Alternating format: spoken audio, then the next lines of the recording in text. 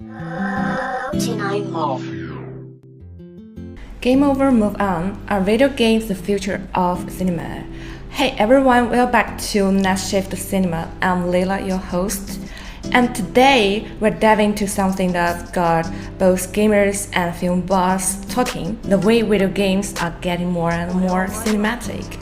And I'm not doing this alone. We've got two awesome guests together. First, we have Yang Can, a passionate gaming enthusiast who's been playing and analyzing the video games for years. We also have Professor Mac, an expert in video games studios, here to give us some academic insight into the whole phenomenon. Welcome to the show. Hey, hello everyone, I'm Yang Can. I'm a very old player for more than 10 years and started from Red Alert 2, StarCraft, and to nowadays Death Stranding and Baldur's Gate 3.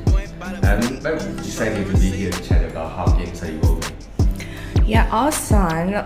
Let's rewind a bit. Back in the day, video games were mostly about jumping over obstacles, dodging enemies, and racking up points. Storytelling wasn't really the focus, but over the past decade, that's changed in a big way. Games now feel like fully fleshed out movies with complex narratives and characters that stay with you after put down controller. Take The Last of Us as an example. It's known for its emotionally charged storytelling and realistic character development.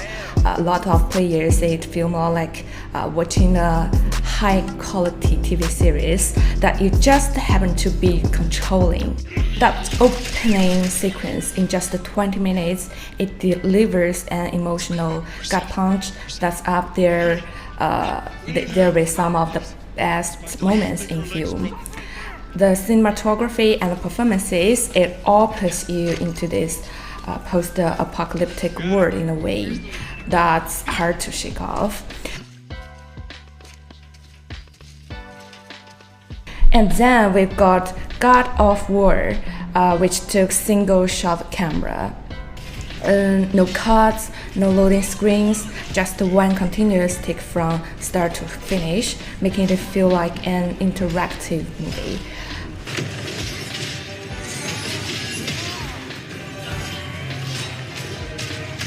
And there's Death Stranding, that's my favorite, which is a whole other level of cinematic. This eerie, desolate world, and these supernatural encounters that make it feel like a deep philosophical sci-fi movie. They'll try and stop you every step of the way. So, what's behind this shift? Why are games feeling more like cinema? Mac. I think it begins with the transition of games from the arcade into the home. It comes from that sort of translation from the public space into the private space, where we sort of get a different relationship with games and with game technologies over the last few decades. There are many sort of factors that contribute to the sort of what we might describe as a sort of cinematic quality of games. Industry recognition, first and foremost. Games have moved from the sort of margins into the mainstream. So there's industry recognition, there's more money, more attention on the industry, full stop. Budget, as I already signaled them, money. Yeah, I think especially with your AAA games, your sort of mainstream bestsellers, there's a lot of money poured into those games and they go on to then generate a lot of money. So I think just that upfront investment allows for people to do more with the medium. My last response, because it is such a sort of multifaceted response, is technology itself. Technology has evolved radically since some of those early consoles that defined this medium. So I've already mentioned the arcade machines, or some of the very early sort of Nintendos, for example, where the capacity of that technology to explore the possibilities of storytelling was limited. It was limited by file sizes, it was limited by the technology itself, as well as a fundamental, or at least an early understanding of what games were as opposed to what they could be. And I think technology has only permitted that evolution. So as disk sizes, as hard drives get bigger, it means, the actual game itself can become bigger, which means obviously more sort of graphic intensity, a lot longer narrative possibility.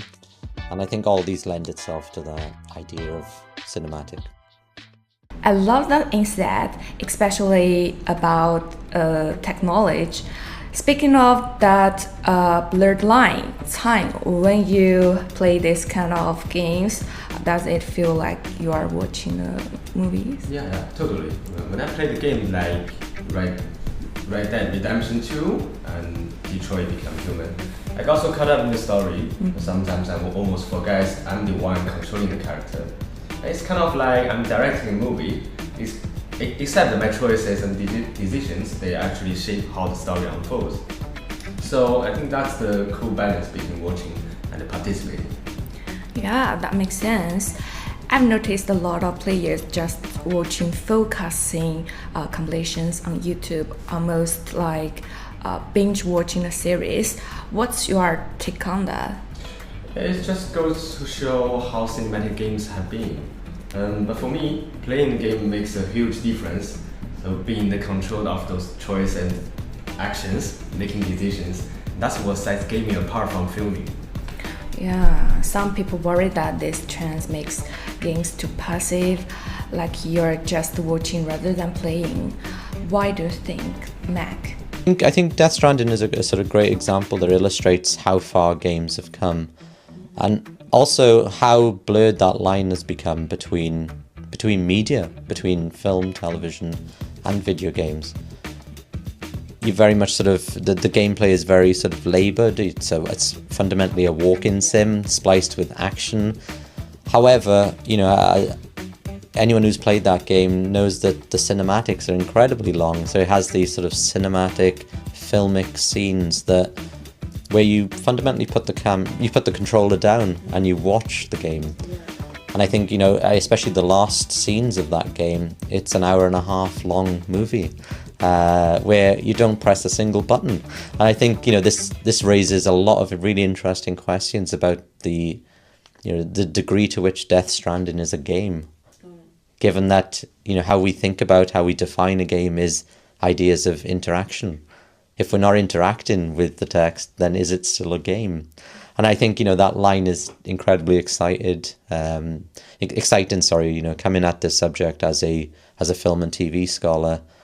The idea of active and passive audience, or active and passive spectatorship and interaction, I think just really provokes this idea that you started this interview. That's really fascinating. So rather than turning players into passive viewers, cinematic games might be creating a new kind of experience, one where players become active spectators, both watching and influencing the story.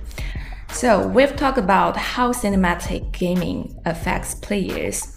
But what about the industry? We're seeing more Hollywood actors jumping to video games, like Keanu Reeves in Cyberpunk 2077. Mac, how do you feel about it? So, if we're going to take a look at that sort of dialogue between sort of popular culture, visual cultures, and then video game culture, I think Death Stranding is a great example where, we see a number of cast members within that game that belong to, not only the sort of world cinema canon, people like Léa Seydoux or Guillermo del Toro, but also TV, and most notably its protagonist, played by Norman Reedus of The Walking Dead. As we see here, games are sort of tapping into that sort of cultural cachet of certain celebrities, certain names that have that sort of cultural currency, that are popular with audiences at a given time, that are popular because of their casting in other things. Mads Mikkelsen in Hannibal, Norman Reedus in The Walking Dead, for example. Yeah, it's not just about actors, filmmakers are getting involved as well. So directors like George Miller and Peter Jackson, so they have worked on the gaming projects, and these collaborations, I believe, they're blending the industry more than ever. And what about culturally?